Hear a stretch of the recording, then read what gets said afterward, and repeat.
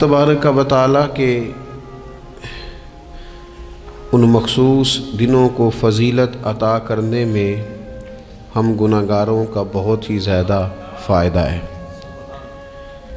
جب کچھ چیزیں فضیلت مآب ہو جاتی ہیں، ان کی عظمت بڑھ جاتی ہے، تو اللہ کے بندوں کو کم وقت میں زیادہ نفع کمانے کا موقع نصیب آتا ہے۔ نبی اکرم نور مجسم شفیع معظم صلی اللہ تعالیٰ علیہ وسلم کی امت کو اللہ تعالیٰ نے بہت ساری ایسی چیزیں اپنی رحمت سے دی ہیں کہ جن میں عمل تھوڑا ہے، اجر زیادہ ہے۔ اس کا نتیجہ یہ نکلتا ہے کہ انسان تھوڑے وقت میں، تھوڑے ٹائم میں، تھوڑی مصروفیت میں اپنے رب کریم کے بارگاہ سے زیادہ اجر کا مستحق ہو جاتا ہے۔ انہی مقدس معتبر معنی خیز ایام میں ایک بڑی فضیلت، زیادہ عظمت والا مہینہ ماہ رمضان المبارک ہے۔ قرآن مجید نے صراحت کے ساتھ اس ماہ مقدس کا نام لیا ہے۔ کیا معنی ہے؟ کہ یہ وہ مقدس مہینہ ہے جس کا میرے رب کریم نے نام لیا ہے، اللہ نے نام لیا ہے۔ شہر رمضان الذی انزل فیہ القرآن، فرمایا رمضان کا وہ مقدس مہینہ ہے جس میں اللہ نے قرآن نازل فرمایا ہے۔ اس ماہ نور، ماہ سرور کا نام نامی اللہ تعالیٰ نے قرآن مجید کے اندر ذکر فرمایا۔ حضرت سلمان فارسی رضی اللہ تعالیٰ عنہ ارشاد فرماتے ہیں کہ شعبان المعظم کا آخری دن تھا، اگلے دن رمضان شروع ہونے والا تھا کہ رسول پاک علیہ السلام نے ہمیں رمضان کی فضیلت پر خطبہ ارشاد فرمایا۔ آپ اس بات کو غور سے سمجھیے کہ ایسا مہمان جس کے آنے سے پہلے اس کی فضیلت بیان کی جا رہی ہے، اور فضیلت کون بیان کر رہا ہے؟ امام الانبیاء صلی اللہ تعالیٰ علیہ وسلم۔ یہ صرف ہمارے دلوں کے اندر، امت کے دلوں کے اندر اس ماہ مقدس کی فضیلت کو اور اس کی عظمت کو بٹھانے کے لیے کہ پوری طرح تم اپنے ذہن میں اور اپنے دل میں ایک بات بٹھاؤ کہ ایک عظمتوں والا مہینہ تم پر سایہ فگن ہونے والا ہے، عظمتوں والا۔ حضور نے ایک دن قبل اس کی فضیلت بیان۔ ہمارے ہاں یہ ہوتا ہے کہ ہم کسی چیز کی اہمیت کو لیتے ہیں لیکن سمجھتے ہیں کہ یہ کوئی روٹین ورک ہے، یعنی نارملی ہر سال رمضان شریف آتا ہے، اپنے وقت کے حساب سے چاند بدلتا ہے اور اپنے وقت پر رمضان شریف آ جاتا ہے۔ ہم سمجھتے ہیں کہ مطلب روٹین کا ایک معاملہ ہے، ایک روٹین کی چیز ہے۔ لیکن اگر آپ اس کو اس نظر سے دیکھیں گے نا کہ اس مہینے کے آنے سے پہلے، یعنی ابھی ایک دن بعد آنا ہے رمضان کو، اور آنے سے پہلے حضرت سلمان فارسی فرماتے ہیں کہ نبی پاک نے ہمیں باقاعدہ بلا کے خطبہ دے کے رمضان کی عظمت ہمارے دلوں میں بٹھا، یعنی فکری طور پر اور ذہنی طور پر امت کو تیار کیا۔ فرمایا تم پر ایک ایسا مہینہ سایہ فگن ہونے والا ہے جو مبارک ہے تمہارے لیے، باعث برکت ہے تمہارے لیے۔ تم اپنے آپ کو ذہنی طور پر تیار کرو کہ ایک ماہ نور تمہارے قریب آ رہا ہے۔ جو رمضان، اسلامی عبادات جتنی بھی ہیں نا، وہ مخصوص پوجا پاٹ نہیں۔ اسلامی عبادات میں سے کوئی عبادت بھی ایسی نہیں جس کا مقصد ہی ہو کہ آپ نے اتنے وقت سے لے کر اتنے وقت تک فلاں عمل کرنا ہے۔ جتنی بھی عبادات ہیں اسلامی، وہ اپنے دامن میں کوئی نتیجہ رکھتی ہیں، کوئی رزلٹ رکھتی ہیں، اس کے ثمرات انسانی زندگی پر مرتب ہوتے ہیں۔ انسان کو تزکیہ نصیب ہوتا ہے، اس کے باطن کو صفائی نصیب ہوتی ہے، اسے خیر کرنے کا موقع ملتا ہے، تربیت کے بہت سارے مواقع اس میں پائے جاتے ہیں، بہت سارے اسرار و رموز کے ساتھ اسلامی عبادات ہیں۔ یہ جو رمضان المبارک ہے نا، یہ جو روزہ ہے، یہ روزہ اپنے دامن کے اندر تربیت رکھتا ہے، تربیت۔ یا ایھا الذین آمنوا کتب علیکم الصیام کما کتب علی الذین من قبلکم لعلکم تتقون۔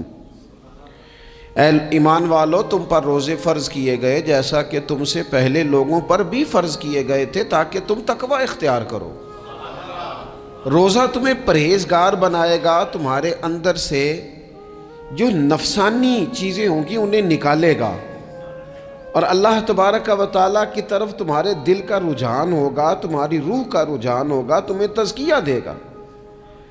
روزہ انسان کی تربیت کرتا ہے، انسان کو روزہ ذہنی طور پر تیار کرتا ہے کہ اللہ کے حکم کے مطابق کھانا ہے، اللہ کے حکم کے مطابق پینا ہے۔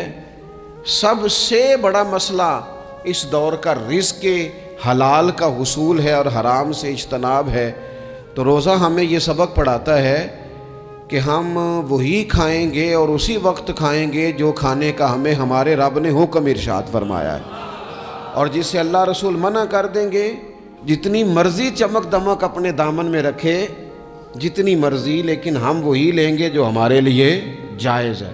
آپ غور فرمائیے، روزہ لعلکم تتقون، روزہ تمہیں پرہیزگار کرتا ہے۔ بہت سارے لوگ ایک بات کرتے ہیں کہ عادتیں نہیں بدلی جاتی، یار کوشش کرتا ہوں لیکن میری عادت نہیں تبدیل ہوتی۔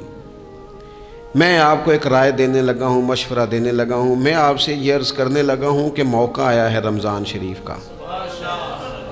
رمضان میں نہ بندہ روٹین میں اپنی عادتیں بدلتا ہے، کسی کو سویرے 7 بجے کھانے کی عادت ہے، کسی کو 9 بجے کھانے کی عادت ہے، کوئی صبح ناشتہ نہیں کرتا، دوپہر میں ہی کھاتا ہے، لیکن رمضان آیا تو عادت بدل گئی۔ 7 بجے والا بھی نہیں کھا رہا، 9 بجے والا بھی نہیں کھا رہا، دوپہر والا بھی نہیں کھا رہا، سارے سحری میں کھا رہے ہیں۔ عادت بدل گئی، بالکل طبیعت بدل گئی، روٹین چینج ہو گئی۔ کوئی اٹھ رہا تھا صبح فجر میں، اللہ کی توفیق سے اللہ تعالیٰ معاف فرمائے تو کچھ ایسے بھی تھے جو 9-10 بجے اٹھ رہے تھے، کچھ الحمدللہ فجر پڑھ کے چلو کسی وجہ سے پھر سو گئے، 10-11 بجے اٹھ رہے تھے، روٹین بدلی ہوئی تھی۔ رمضان آیا تو بدل گئی، سارے سحری میں اٹھ رہے ہیں، تہجد کے وقت سب کی آنکھ کھل رہی ہے، بالکل روٹین بدل گئی، حالات بدل گئے، معاملات تبدیل ہو گئے، اوقات تبدیل ہو گئے، دفاتر کے ٹائم تبدیل ہوئے، اسکولوں کے نظام تبدیل ہوئے، مدارس کے اوقات تبدیل ہوئے، ہر چیز کے اندر تبدیلی آئی۔ معنی کیا ہے کہ اللہ نے تمہیں موقع دیا ہے کہ عادتیں بدلی جا سکتی ہیں، اپنے آپ کو تبدیل کیا جا سکتا ہے، لائف سٹائل کو چینج کیا جا سکتا ہے۔ یہ موقع آیا ہے، ایک مہینہ ہے پورا، 2-3 دن 4 دن آپ کی روٹین بگڑ جائے نا سونے کی، یعنی روٹین سے ہٹ کے آپ سونا جاگنا شروع کر دیں تو پھر وہی روٹین بن جاتی ہے، پھر اسی ترتیب سے انسان سارے کام کرتا ہے۔ تو رمضان میں روٹین چینج ہوگی، سارے تہجد میں اور سحری میں اٹھیں گے، تو اللہ کرے نا یہ روٹین قائم رہے۔ رمضان میں تو اٹھتے تھے سحری کرنے کے لیے، تو اللہ کرے روٹین بن جائے اور سارا سال اٹھیں تہجد کی نماز ادا کرنے کے لیے، اللہ کرے روٹین بن جائے، چیزیں تبدیل ہو جائیں۔ وہ لوگ جن کو ڈاکٹر کہہ رہے تھے کہ دوائی بھی کھانی ہے اور پرہیز بھی کرنا ہے، تو وہ کہہ رہے تھے جی دوائی کھانا تو آسان ہے، پرہیز کرنا مشکل ہے، تو بدلنے لگی ہے نا روٹین، آ گیا نا رمضان، پرہیز کا ٹائم شروع ہو گیا۔ لہذا بہترین فائدہ یہ ہوگا کہ رمضان میں پرہیز ہوگی، ڈائٹ پلان بالکل بنایا جا سکتا ہے، اس میں چیزوں کو بالکل مرتب کیا جا سکتا ہے۔ تو رمضان شریف کے آنے سے پہلے ذہنی طور پر اپنی عادات کی تبدیلی کا پروگرام بنائیں، عادتیں بدل جایا کرتی ہیں۔ رسول کریم دنیا میں آئے وَيُزَكِّيكُمْ، حضور تزکیہ کرنے تو آئے ہیں، عادتیں بدلنے تو تشریف لائے ہیں۔ نبی پاک نے صفائی ستھرائی کر دی، ساری ناپاک چیزوں کو نکال دیا۔ تو روٹین دیکھیں کہ رمضان میں تقوی کے حصول کے لیے اپنی عادات کو تبدیل کرنا ہے، اور اس کے لیے ذہنی طور پر اپنے آپ کو تیار کریں۔ وہ جو کہتے ہیں بچے سویرے نہیں اٹھتے، وہ روٹین بنا لیں، یہ موقع آیا ہے، ابھی سے ارادہ کر لیں کہ جناب ہم نے اس ترتیب سے اپنے گھر کو، ماحول کو، بچوں کو اس ترتیب سے ہم نے مرتب کرنا ہے چیزوں کو۔ یہ آپ ارادہ کریں، اللہ تعالیٰ مدد فرمائے گا۔ رمضان المبارک کی جو خاص فضیلت ہے، اس خاص فضیلت کو رمضان آنے سے پہلے ذہن میں بٹھا لیں اور رمضان المبارک پورے کا پورا اس ذوق سے گزاریں کہ ذہن میں بات موجود ہو، ذہن میں، کہ دراصل رمضان کیا ہے۔ اللہ کے پیارے رسول صلی اللہ تعالیٰ علیہ وسلم نے فرمایا، اے لوگو، تم پر ایک عظیم المرتبت مہینہ سایہ فکن ہو رہا ہے۔ حضور فرماتے ہیں شہر مبارک، فرمایا یہ بڑا برکت والا مہینہ ہے، یہ برکتیں لے کے آیا ہے، یہ رحمتیں لے کے آیا ہے، یہ اپنے ساتھ عنایات لے کے آیا۔ اور نبی اکرم صلی اللہ تعالیٰ علیہ وآلہ وسلم نے فرمایا، جو بندہ بھی قرب الہی کی نیت سے رمضان میں نیکی کا طلبگار ہوگا، فرمایا وہ اگر نفل نیکی کرے گا نا تو اللہ تعالیٰ اسے فرض کے برابر ثواب عطا فرمائے گا۔ اور حضور علیہ الصلوۃ والسلام فرماتے ہیں، جو اس مہینے میں ایک فرض ادا کرے گا، اللہ 70 فرضوں کے برابر اجر عطا کرے گا۔ اپنے ذہن میں ایک بات بٹھائی جائے، ذہن میں یہ بات بٹھائی جائے کہ یہ نا برکت والا مہینہ ہے، اس میں میرا ثواب بڑا ضربوں کے ساتھ آگے بڑھے گا۔ ایک ذہن بنایا جائے اور پھر ثواب اکٹھا کرنا شروع کر دیا جائے، پھر وہ ترتیب بنا لی جائے، کاروباری نہیں، روحانی ترتیب، کاروباری نہیں، یعنی نئے سے نئے سٹال نہ تیار کیے جائیں، مہنگائی کیسے کرنی ہے اور کس طرح کر کے کن چیزوں کی آج کل مانگ ہوگی، کس ترتیب سے سودا پہلے ہی خریدنا ہے، مہنگا کیسے کرنا ہے، اللہ معاف کرے مصنوعی قلت کیسے پیدا کرنی ہے، کمائی کیسے کرنی ہے۔ رمضان کے اندر جناب لوگ ساری ترتیب لگا کے، ساری، میرے ایک دوست ہیں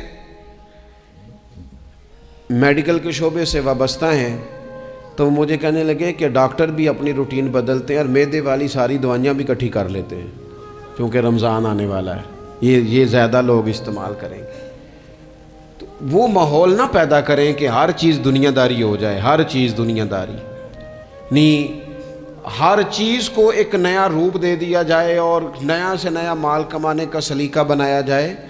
میں اکثر کہا کرتا ہوں کہ رمضان تو اس لیے تھا نا کہ اس میں کم کھانا ہے، تھوڑا کھانا ہے، لیکن اگر بندہ کہے کہ میں نے صبح کا چونکہ کھایا نہیں لہذا اب شام کو اتنا کھانا ہے کہ ہفتے سے پہلے ڈاکٹر کے پاس بھی جانا ہے، میں نے وہ سارا پوری کرنی ہے روٹین، تو پھر وہ مقصد کو نہیں نہ سمجھا، پھر اس نے اس خوبصورتی کو نہیں پایا جو خوبصورتی اس کو دین دینا چاہتا تھا۔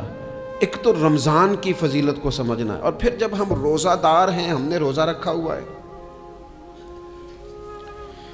تو نبی پاک علیہ السلام نے خود اس مفہوم کو کھول کے بیان کیا، فرمایا جس بندے نے جھوٹ نہیں چھوڑا، گناہ نہیں چھوڑا، گویا غیبت نہیں چھوڑی، بدی نہیں چھوڑی، تو اللہ کے محبوب علیہ الصلوۃ والسلام فرماتے ہیں پھر اللہ تعالیٰ کو اس کے بھوکا پیاسا رہنے کی تو کوئی ضرورت نہیں، کیونکہ لعلکم تتقون، تقوی اختیار کرنا تو روزے کا مقصد تھا۔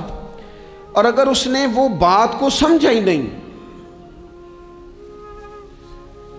استاد کے لیے صرف استاد ہو جانا ہی ضروری نہیں، اس کو پھر اپنے منصب کا لحاظ کرنا بھی ضروری ہے۔